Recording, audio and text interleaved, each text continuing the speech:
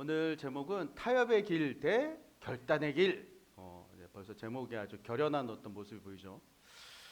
우리는 지난 시간 아브라함이라는 한 중보자의 그 처절한 기도를 봤습니다. 그 소돔과 고모라의 그 죄악이 결국 최악에까지 치달았어요. 그래서 공의의 하나님이시기 때문에, 사랑의 하나님이시기도 하지만 공의의 하나님이시기 때문에 결국 심판할 수밖에 없어요. 그러나 그 심판이 하나님의 뜻이 아니라고 했습니다. 심판이 하나님의 뜻이 아니에요. 그래서 그들을 구원하시길 원하시는 아버지의 본심, 이 본심을 대신해서 이 아브라함이 하나님 앞에서, 여호와 하나님 앞에서 그가 기도하는데, 말하는 것이 기도죠. 기도하는데 처음에는 50명부터, 하나님 50명의 의인이 있으면 어떻게 합니까? 그랬더니 50명 있으면 멸망하지 않는다. 그렇게 해서 45, 30, 20, 10까지 내려와요. 이 10까지 내려왔던 이유는 무엇이냐면 롯의 가족들이 총 6명이잖아요. 4까지. 그럼 6명까지 가야 되는데 10까지 왔다라는 건 열이 바로 공동체였기 때문에 이 공동체 10명만 있으면 그것으로 인해서 소돔 그 모든 사람들을 좀 구원해 보고자 하는 이 하나님의 그 마음을 이 아브라함이 중보기도 한 겁니다. 자, 이 도시를 이제 살고 있는 구원하고자 하는 하나님의 마음을 알고 그가 구했을 때 하나님께서 심판을 유보하셨는데, 그리고는 이제 가봤어요. 갔더니 오늘 가보니까 어떻게 해요? 의인 10명이 없어요. 그래서 결국 심판이 임하기 바로 직전의 모습이 바로 오늘 이 모습입니다. 자, 오늘은 이 소돔과 고모라 같이 죄로 온 도시가 잠식당한 바로 그곳에서 과연 하나님의 사람 롯은 어떻게 살아왔는가, 또 세상에서 살아가는 하나님의 성도에게 요구되는 삶의 모습은 무엇인지 한번 우리가 살펴보도록 하겠습니다. 자, 먼저 첫 번째, 자, 세상 속에서 하나님의 사람이 바라봐야 하는 것은 무엇인가? 그것은 오직 하나님, 여호와 하나님이었다는 것이죠. 자, 롯은 하나님이 아니라 줄곧 눈이 어디를 향하고 있었냐면 자신이 눈에 보이는 것, 내 눈앞에 나타난 것들에 집중되어 있었어요. 처음에 삼촌 아브라함이 갈대 우르라는 곳에서 처음에 그들이 살았던 곳이잖아요. 그 본토 고향에서 이제 출발할 때 이 롯이 삼촌 아브라함을 이제 따라갑니다. 자, 이건 뭐냐면 아브라함은 당시에 믿음이 약할지라도 어쨌든간 이 사람이 뭐 나중에 마누라도 팔아먹고 뭐 이렇게 했지만 그럼에도 불구하고 하나님의 믿음의 말씀을 따라서 이 사람은 걸어가는데, 조카 롯은 그렇지 않았다는 거예요. 어떻게 하냐면 아브라함이 이런 거죠. 야, 고향에 있을 때, 야, 걔네 아버지가 이렇게 돌아가셨거든요. 롯의 아버지가. 그러니까 야, 너 여기 있으면 뭐해? 삼촌 따라가. 그러니까 그래? 삼촌 알았어. 나도 뭐 그러지 뭐. 그러니까 삼촌을 든든하게 생각했던 거예요. 그래서 삼촌을 이렇게 따라갔단 말이죠. 자, 여러분, 롯은요 평생 이러한 모습이었다는 거예요. 이러한 모습. 믿음의 눈으로 바라보는 게 아니라 늘 환경과 상황을 자기 중심적으로 보고, 그리고 자신에게 이로운 것에 늘 눈을 두었다는 거예요. 처음에는 아브라함이라는 삼촌에게 눈을 뒀었고, 두 번째는 뭐냐면 그 이후에는 자신의 눈에 보이기에 좋은 환경에 눈을 보이는 겁니다. 집중했던 것이죠. 여러분, 과거에 아브라함과 롯의 그 가축들이 막 이렇게 너무 한 곳에 많이 와가지고 서로 이제 종들끼리 막 싸웠던 적이 있었어요. 그때 정말 관계가 좋았으면 서로 양해하고 끝낼 건데 그렇지 않고 서로 다투니까는 서로 이 아브라함과 롯도 서로 좀 마음 안에 좀 꺼리낌이 있었거든요. 그래서 결국은 이 롯이 하나님의 약속이 있는 어찌 보면은 지금으로서는 교회, 구약의 교회라고 할 수 있거든요. 구약의 교회인 그 아브라함의 가정을 그가 선택하지 않습니다. 왜 선택하지 않았냐면 선택하지 않았던 그 기준이 있었어요. 뭐였냐면 이 사람은요 물이 부족한 그 가나안 땅이 싫었어. 약속의 땅이.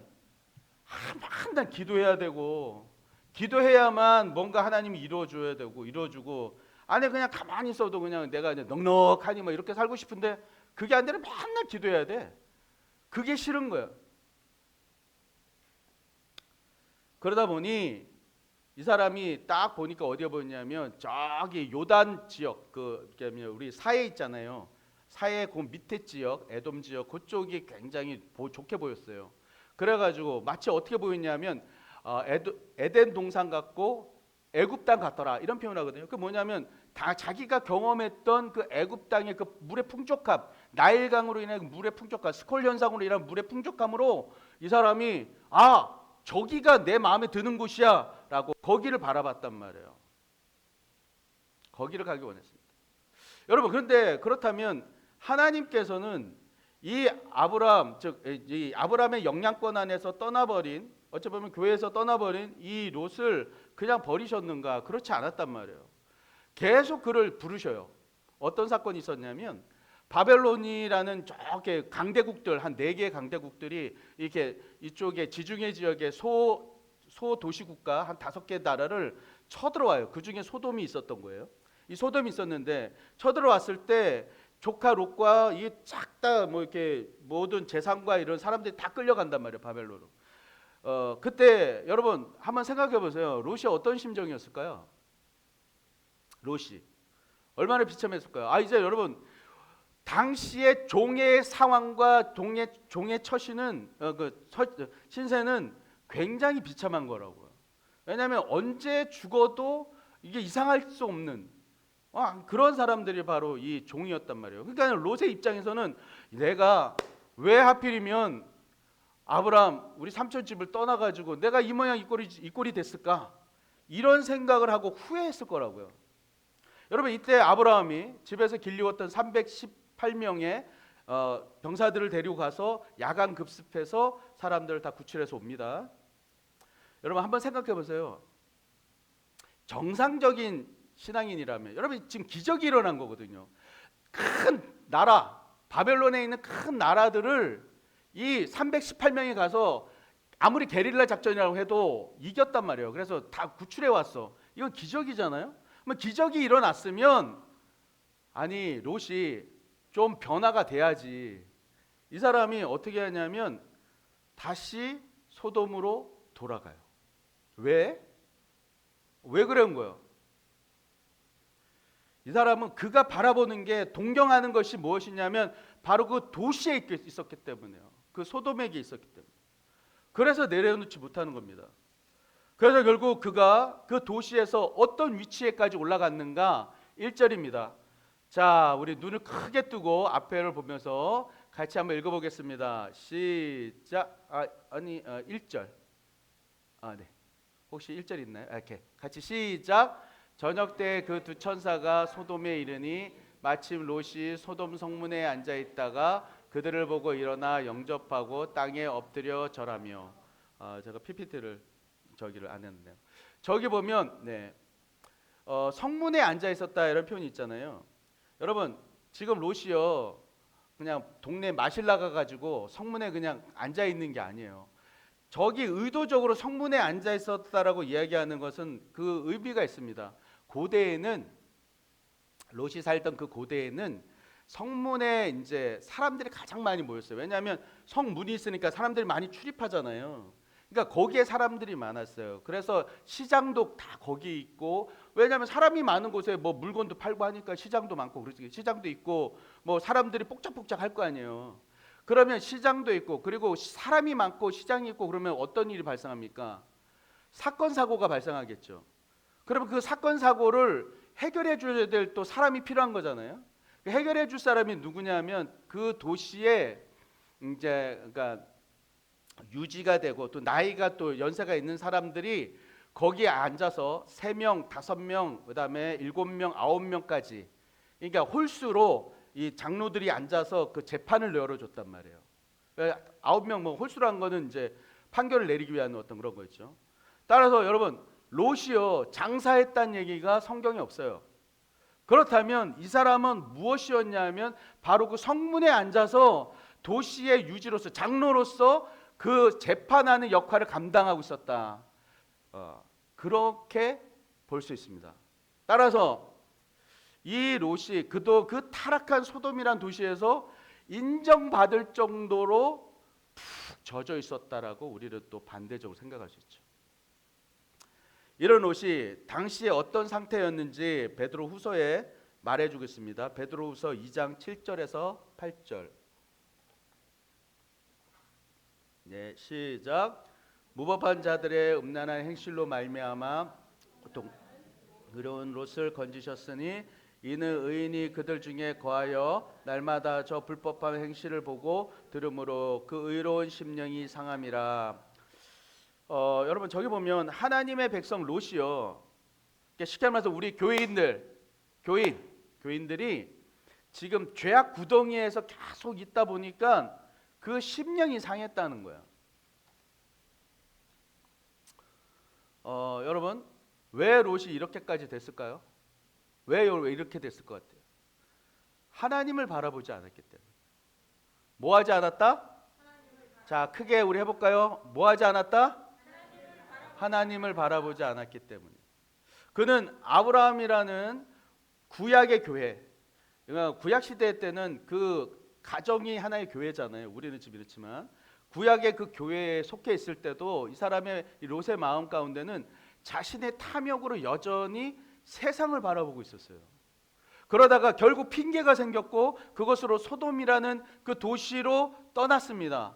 처음에는 도시를 변화시켜야지, 내가 그래도 야훼 하나님을 아는 사람인데 내가 도시를 변화시켜야지, 이런 마음으로 갔을 거예요. 그런데 웬걸? 되려 완전히 잠식당해버린 거야. 그래서 그가 세상인지 교인인지 구분하지 못할 지경이 돼버린 겁니다. 여러분 롯이 이렇게 죄악으로 조금씩 들어가 버린 것이 무엇 때문이라고 얘기했죠? 그가 하나님을 바라보지 않았기 때문에. 아브라함과 함께 교회에 있던 아니면 세상에 있든지 세상에 속해 있든지 하나님을 바라보지 않았기 때문이에요. 그리고 하나님께 그가 시선을 놓치다 보니까 하나님으로 온전히 채워지지 않은 상태에서 세상에서 사단에게 노출된 거예요. 결국 그가 이겨낼 영적 힘이 부족했던 것입니다. 준비되지 않은 상태에서 세상에 나가니까 사단이 갖고 노는 거라고, 한마디로. 그러니까 어떻게 돼요? 자연스럽게 본성이 나오는 거죠. 아까 우리 시원 형제도 얘기했지만 우리는요 아담의 후손이에요. 그러면 우리는 자연스럽게 우리 안에서 죄성이 올라오게 됐다. 가만두면, 우리가 영적인 활동을 아무것도 안 하면 자연스럽게 우리는 죄가 올라와요. 그러다 보면 어떻게 합니까? 내가 하고 싶은 대로, 내 욕심대로 그걸 해나가는 거예요. 거기에 빠져드는 겁니다. 여러분 이것은요 비단 롯에게만 국한된 이야기가 아니에요. 인류가 처음에 죄를 지었을 때 어떻게 지었는지 여러분 다 아실 겁니다. 그때도 바로 이 문제였어요. 하와가 사단에게 이제 유혹을 받아서 이 선악과를 먹을 때, 그때 이 사단이 뭐라고 그랬냐면, 이거 먹으면 너희도 하나님과 같아져. 그 욕심을, 그것을 이야기했고, 그때에 이 하와가 동산 중앙에 있는 선악과를 바라보니까 그때 어떤 일이 발생했냐면 먹음직도 하고 보암직도 하고 지혜롭게 할 만큼 탐스럽기도 했다. 여러분 그 전에는 그 선악과가 없었어요? 동산 중앙에 있었다라는 건 뭐냐면 항상 봤다는 얘기예요. 그때는 없었나? 아니야, 그때도 늘 있었어. 그러나 사단에게 그 욕심이 너희가 하나님과 같아져 라는 그 얘기를 듣고 난 다음에, 그리고 보니까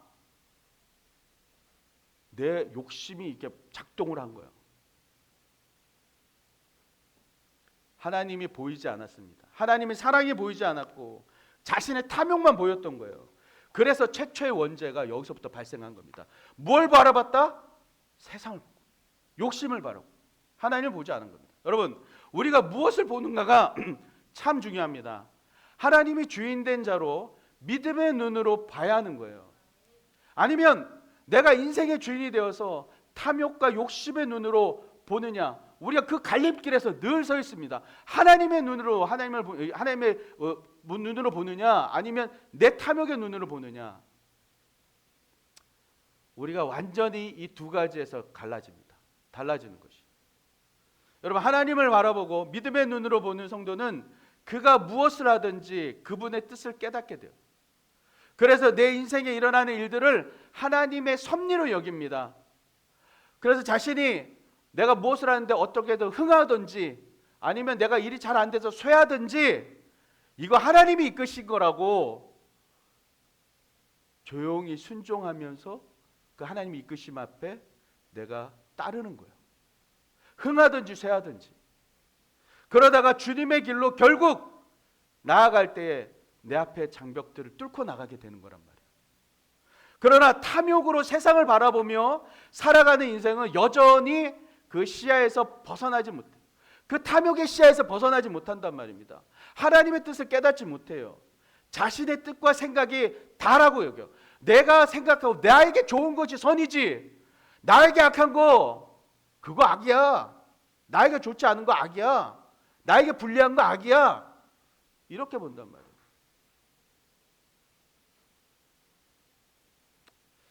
여러분, 지금 롯이요, 바로 이런 상태에 있는 겁니다. 그가 하나님의 뜻을 실제로 눈으로 보이지는 않지만, 그러나 아브라함과 함께 믿음의 눈으로 그가 아브라함의 그 가게 안에서 같이 있었어야 되는 거예요. 바라보고, 하나님의 약속을 바라보고 같이 있었어야 되는 거예요. 아직 연약하기 때문에, 나는 아직 연약합니다. 내가 아직 배울 게 많습니다. 내가 주님이 날 채우셔야 합니다. 그 믿음으로 있었어야 된다고요. 그러나 그가 그렇게 하지 않았습니다. 탐욕의 눈이 있는 대로, 가는 대로 그가 바라보고 간 것이에요. 여러분, 진정 하나님을 알고 그분을 믿는 성도로서 하나님을 바라보십시다.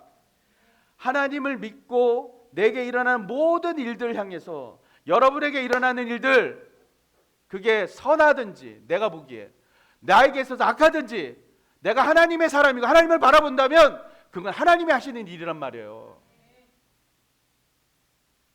관점을 바꿔야 돼요.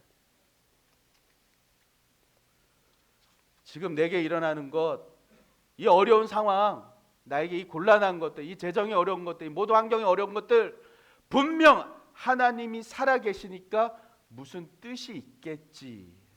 나를 훈련시키고 계시는 거겠지. 내가 언젠가는 이 훈련을 받고 언젠가는 정글과 같이 나아가게 되겠지. 그렇게 기다리는 거라고. 그렇게 기다리다 보면 시편 121편 1절에서 2절에 보면 저렇게 됐습니다. 우리 큰 목소리로, 흰 목소리로 같이 한번 읽어보겠습니다. 시작! 내가 산을 향하여 눈을 들리라. 나의 도움이 어디서 올까? 나의 도움은 천지를 지으신 여호와께 있으로라. 아멘. 내가 하나님을 향해 눈을 돌리면, 내가 저 산이 어디입니까? 예루살렘 성전, 바로 거기에요. 내가 예루살렘 성전에 있는 그 산을 향해서 눈을 돌리면 나의 도움이 어디서 온다고요? 만물을 지으신 천지 하나님이 나를 도우신다.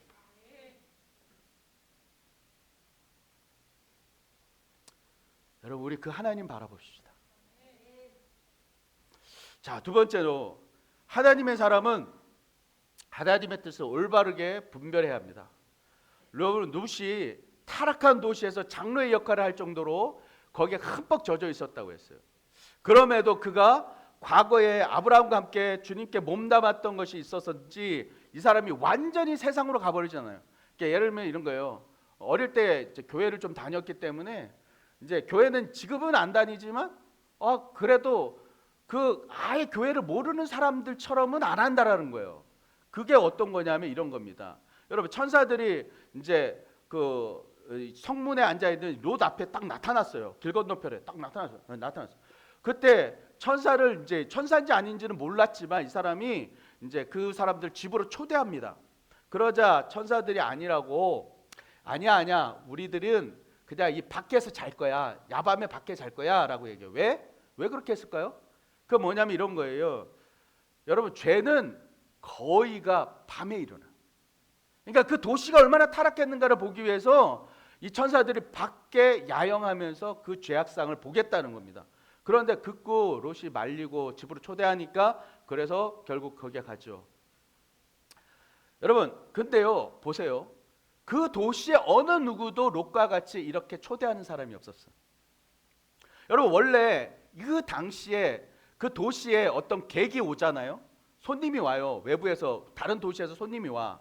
손님이 오면 어떻게 하냐면 그를 극진히 대접하는 것을 마치 거룩한 의무로 생각했다고요. 그 도시, 그 당시에는 거룩한 의무로. 그런데 누구 하나 그렇게 하지 않아요. 오직 롯만 그렇게 적극적으로 하는 거예요. 왜 롯이 이렇게 했는지 이후에 밝혀집니다. 밤이 되니까요. 그 도시의 노인부터 어린아이부터 노인까지, 그리고 가까이 살건 멀리 살건 뭐 사는 사람들이 모였어요. 롯의 집 앞으로 모였습니다. 그리고 그 천사들을 끌어내라고 이야기합니다. 야, 니네 집에 있는 그 저기 밖에서 온 사람들 있지, 끌어내. 그러면서 어떻게 하냐면 상관하겠다라고 얘기했어요. 여러분, 상관하겠다라는 표현은 뭐냐면 이 완곡 표현인데, 이건 뭐냐면 성관계를 하겠다라는 거예요. 즉 동성애로 강간을 하겠다는 겁니다. 그것도 집단으로 융간을 하겠다는 거예요. 여러분, 이들이 완전히 음란으로 정신이 나갔습니다. 이후에 보면, 우리가 오늘 읽었지만 보면 하도 그러니까 천사들이 그들의 눈을 가려버리잖아요. 여러분, 눈이 어두워지면 내가 내가 저기 장애가 됐어. 눈이 안 보여. 그러면 어떻게 합니까? 집으로 가야지. 근데 이 사람들이 어떻게 해요? 그 롯의 집의 문을 찾아요. 어디 있는지. 왜? 그 짓을 하려고. 그러니까 브레이크가 안 밟히는 거예요. 음란에는. 여러분, 이렇게 음란한 짓이 이번만 있었을까? 롯은 알았던 거야. 롯은 알았다고. 외지에서 객이 오면, 손님이 오면 늘상 이런 일이 벌어졌던 거예요. 그래서 자신의 집에 천사들을 들이고 그나마 신앙적 양심이 있어서 그들을 보호하려고 했던 거란 말이에요. 그렇게 집 문 밖에 난리가 나니까 이제 롯이, 아이고 이 사람 얘들이 또 모였네. 그러고는 이제 문 걸어 잠그고 사람들 앞으로 나섰습니다. 그러면서 뭐라고 그랬냐면, 내 형제들아, 이런 악을 행하지 말라. 롯이 뭐라고 했죠? 그들 향해서 내 형제들아. 지금 이게 뭐냐면, 롯은요 소돔이라는 도시에서 자신이 어느 정도 위치에 올라 있다라고 생각하는 거예요. 내 형제들아. 여러분, 이게 이런 거죠. 야, 나 몰라? 나 롯이야, 롯.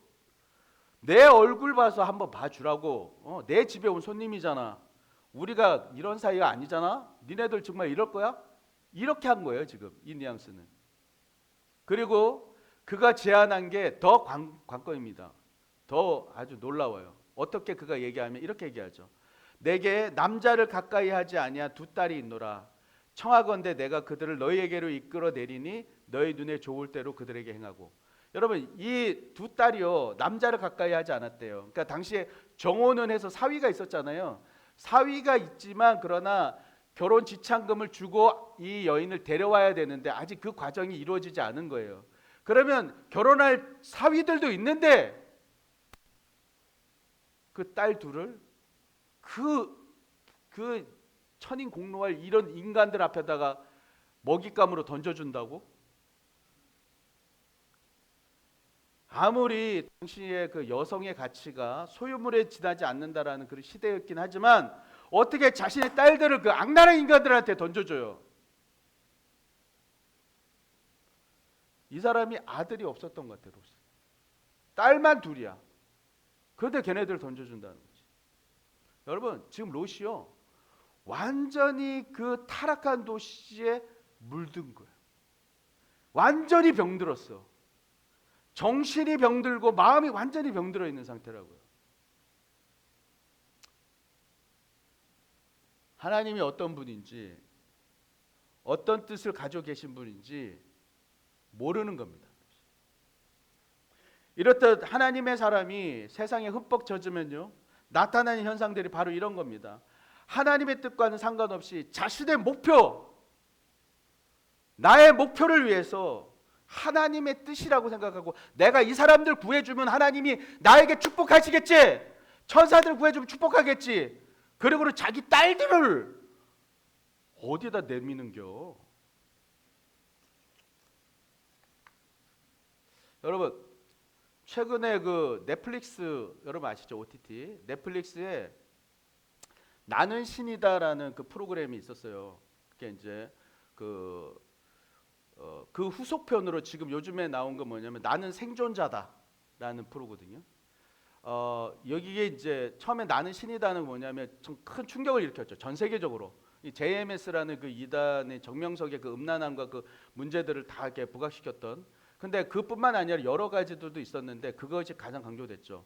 근데 이제 후속편인 나는 생존자다라는 것의 첫 번째 주제, 첫 주제가 뭐냐면 80년대 부산에 있었던 그 형제복지원에 대한 이야기입니다.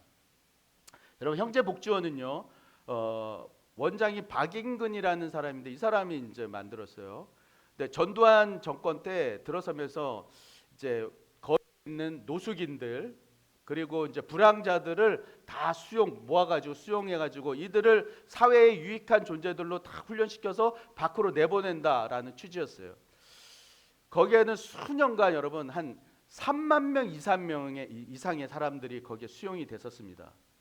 그리고 이게 국가 지원 사업이었기 때문에 사람이 들어오면 그만큼 또 돈이 생기는 거예요.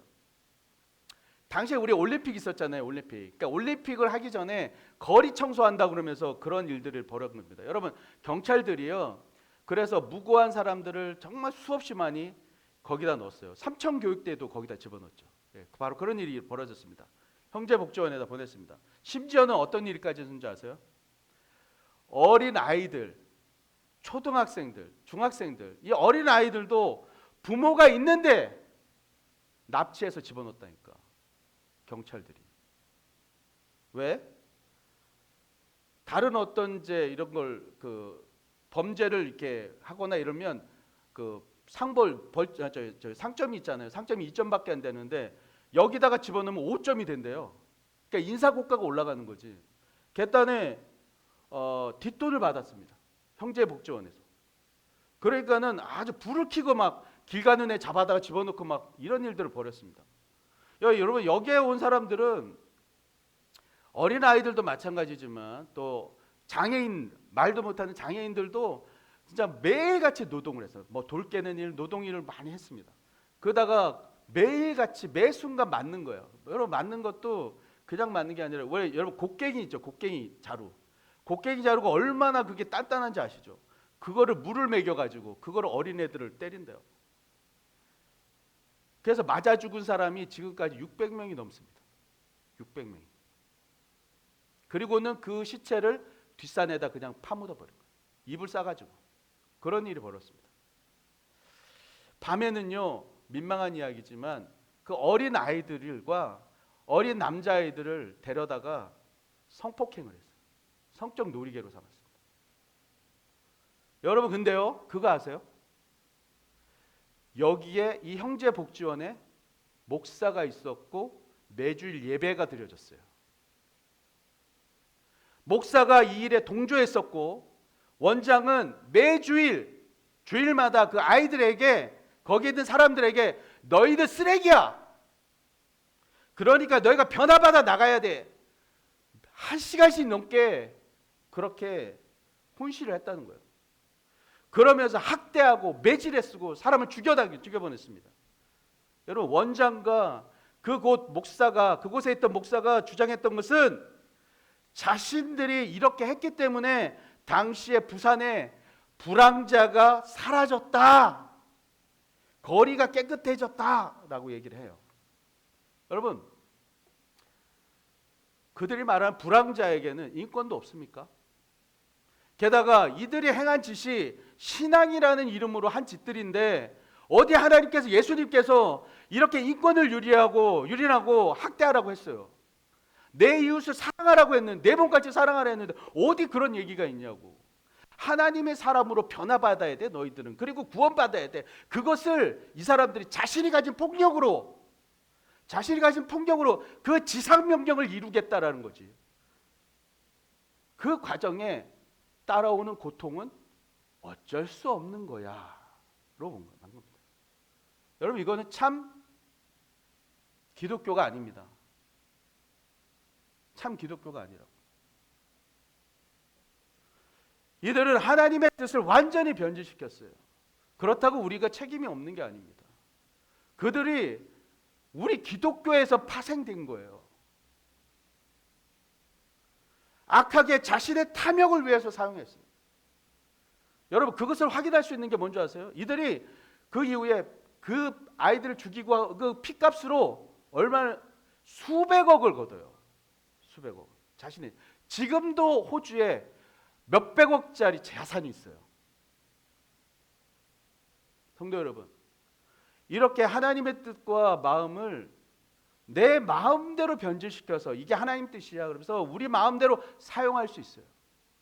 물론 우리가 형제 복지원처럼 뭐 누군가를 해야 하고 뭐 그런 건 아니지만 나의 욕심을 채우기 위해서 또 하나님의 일을 한다는 구실로 불법을 자행하는 것을 너무 쉽게 생각할 수 있다는 거예요. 이게 하나님 뜻이지.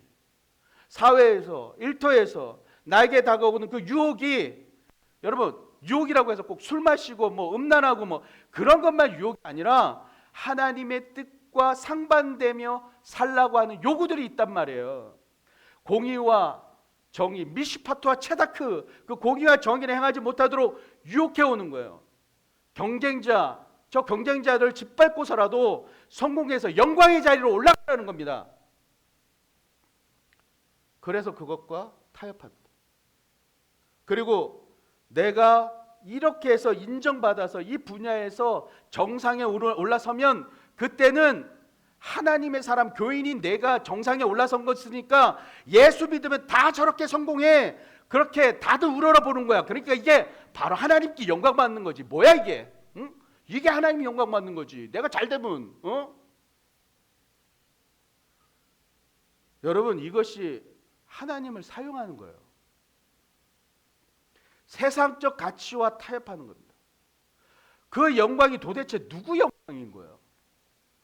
자신의 욕심을 신앙이라는 그 몽둥이에 담아서 세상과 똑같이 휘두른 겁니다. 성도 여러분, 예수를 믿으면 분명한 결과가 이미도 있어요. 예수 믿으면 분명한 결과가 있다고. 영혼 구원이요. 그게 우리에게 주신 축복이에요. 이제 그 영혼 구원을 전하기 위해서 하나님의 백성답게 살아가는 과정이 중요하다고요. 과정. 그럼 어떻게 하나님의 백성으로 살아가야 하는가? 세 번째, 하나님의 뜻을 올바로 알아. 한 우리 앞에 매 순간 나타나는 선택의 순간에 하나님의 백성답게 단호한 결단을 해야 된다는 거예요. 단호한 결단. 우리 하나님의 백성이 세상에서 역사하는 사단에게 조금씩 자리를 내어주면요, 점점 빠져들어요. 그래서 결국에는 자기가 잘못된 판단을 하는데도 하나님의 뜻과는 상관없는데도 그 하나님의 뜻이지 이렇게 하면서 사람들에게 폭력을 가하고 사람이 상처 주는 일들을 감행한다는 거죠. 그럴 때 우리가 빨리 발을 빼야 돼요. 선택의 순간에 나에게 유혹이 다가왔을 때 선택의 순간에 이건 아니지 라고 결단을 해야 된다는 거예요. 롯이 천사들에게 하나님의 심판을 알게 됐어요. 그래서 긴박하게 그 긴박성들을 사위들에게 알려주러 갔습니다. 얘들아 지금 이렇게 멸망한다더라. 그랬더니 사위들은 뭐라 했냐면 농담하지 마세요 그래요. 아니 그 밤인데 밤에 장인이 사위 집에 가서 뭐 할 일 없다고 농담을 해 거기다가. 이건 뭐예요? 그만큼 롯이요 신앙인으로서 말에 영향력이 없었다는 얘기예요. 그 사위들도 안 믿을 정도로. 그럼 여러분 롯이라도 빠르게 그 소돔에서 빠져나와야 하는데 그러지 않습니다. 날이 밝았는데도 민기적거려요. 천사들이 손을 붙잡아 갖고 아주 끄집어 내줘야 돼. 결국에는 어떻게 하죠? 아내가 뒤돌아보다가 되려 소금 기둥이 됩니다. 왜 그랬습니까? 그가 떠나기가 싫은 거예요. 근본적으로 자신의 재물과 사회적 위치를 두고 떠나가기가 싫은 거야. 하룻밤 자고 일어났더만 내가 어제 꿈을 꿨나? 내가 너무 과하게 생각한 것 같아. 그리고는 의심하기 시작한 거죠. 그러면 좋습니다. 당신들 말대로 이게 뭐 좀 무너진다고 하니까 그러면 나를요 저기 딴 데 말고 저 산으로 가라고 그랬는데 산 말고 여러분 산은 어디냐면요 이 천사들이 말한 산은 지금 이 아브라함이 헤브론 산지에 있었다고요. 즉 아브라함에게 돌아가라는 얘기였어. 그런데 이 사람은 어떻게 하냐면 거기 말고 그냥 저 소알이라고 조그만 도시 거기에 보내주세요. 소알이 왜 거기를 가라 했을까요? 소돔 바로 옆에 소돔과 똑같은 그런 타락한 도시가 바로 소알이었어요. 그러니까 못 버리는 거야. 못 버리는 겁니다. 그래서 그쪽으로 갔어요. 나중에 어떻게 되는 줄 아세요? 결국은 또 산으로 도망가요. 그럴 거를 왜? 롯은 단호하게 끊어내지 못합니다. 결단하지 못하는 거예요. 그만큼 그가 하나님을 떠나서 세상에 깊게 물들어 있었던 거죠. 왜 그렇습니까? 자신의 인생의 가치와 행복을 눈에 보이는 것들에게 두었기 때문이에요. 성도 여러분, 하나님의 사람도 실패하지요. 잘못 저지릅니다. 세상과 같이 살아갈 때도 있어요. 그러나 우리가 세상과 다른 건 뭐냐면, 우리가 그럴 때 우리의 양심 가운데 롯에게 천사가 왔던 것처럼 우리에게 성령께서 찾아오신단 말이에요. 그래서 그 천사처럼 성령께서 우리 안에 양심의 가책을 줘요. 너 그렇게 하면 안 돼. 하나님의 사람이 그렇게 하면 안 돼. 그런 사인을 받으면 즉각 돌아오는 거라고. 다시 돌아야 돼. 그 기회가 우리에게 주어져 있다고요. 이것이 우리가 세상과 다른 겁니다. 여러분, 주님이 내 안에 계셔야 하는 바로 그 자리를 사단에게 내어주면 안 됩니다. 나의 실수를 계속 뭉개고 계시면 안 돼요. 이것이 잘못된 거라고 생각되면 지금이 돌아설 수 있는 절호의 기회야. 그러면 그곳에 참 행복, 기쁨이 기다리고 있습니다. 세상이 줄 수 없는 행복이 있는 거예요.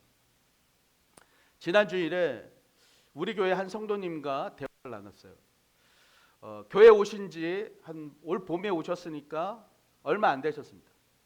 그런데 그날은, 지난 주일은 처음 제가 봤을 때하고는 좀 많이 다른 어떤 말씀을 하셨어요. 뭐냐면, 처음에 이제 오셨을 때 제가 이제 어떻게 교회 오셨습니까? 이렇게 물어봤을 때는 이렇게 말씀하셨어요.